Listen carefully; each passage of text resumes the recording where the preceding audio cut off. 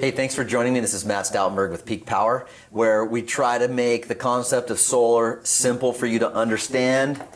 That was easy. And what we're going to talk about today is to battery or not to battery. And one of the phrases that I have that I like to say that I coined is think of battery like luggage. When you buy luggage, does it have clothes in it, or do you need to go to Nordstrom's and buy more clothes to put in the luggage? That's what a battery is. A lot of people think batteries are for backup power, and they can be used for that, but that is not really the primary focus of what batteries are designed for when it comes to energy storage.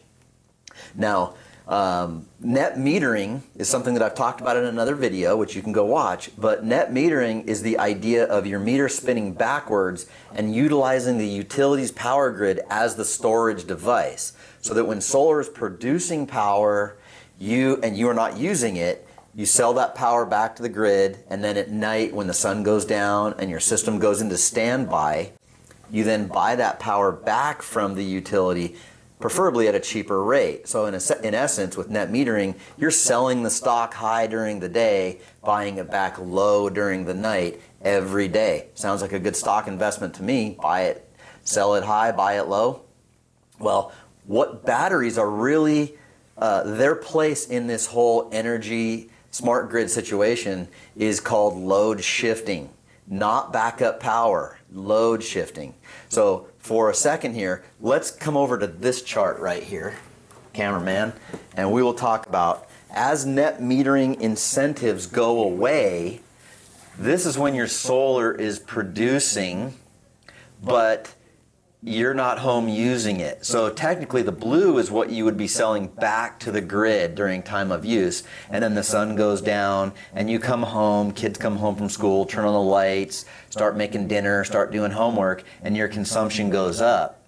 Well, as net metering incentives go away, batteries will become A, less expensive because they will start to be purchased, but B, load shifting is the whole purpose, and they will become more useful. What you'll do with a battery is, rather than selling this power back to the grid with net metering, you'll store this power in your batteries so that you can deplete the batteries at night during the peaks and in the morning. Now, speculating here, but this is what we anticipate to happen with time of use. Right now, you see we've got between 12 and 8 p.m. here on this scale. That is currently the peak hours, depending on the utility that you're in. San Diego Gas and Electric is noon to 6. Southern California Edison is 2 to 8. In the years to come, what we anticipate happening is they're going to shift that peak hours to when the sun is not producing power. So therefore, batteries will then be a viable option. As of this filming, right now, not necessarily. Before you go too far, take this camera over to here, and let's just give a quick example of what batteries do. We've got solar panels here. They collect the light, come in here. The inverter will invert that power at real time into electricity for the house to use. Now, you can also divert some of that power over into these batteries and store it so that when the sun goes down and we draw an X over these solar panels and your peak hours with the utility are in place, you can shift to start depleting these batteries, and they will run through the inverter and to the household power.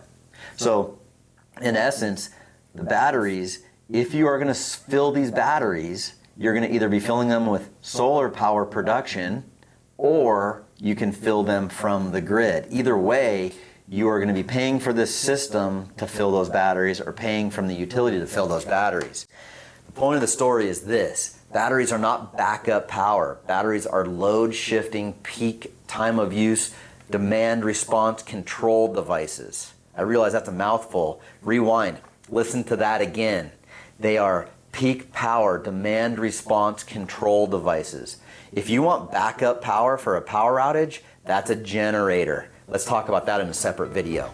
As always, thanks for joining me. Keep it locked in here, and I hope I made this simple and easy for you. That's our goal.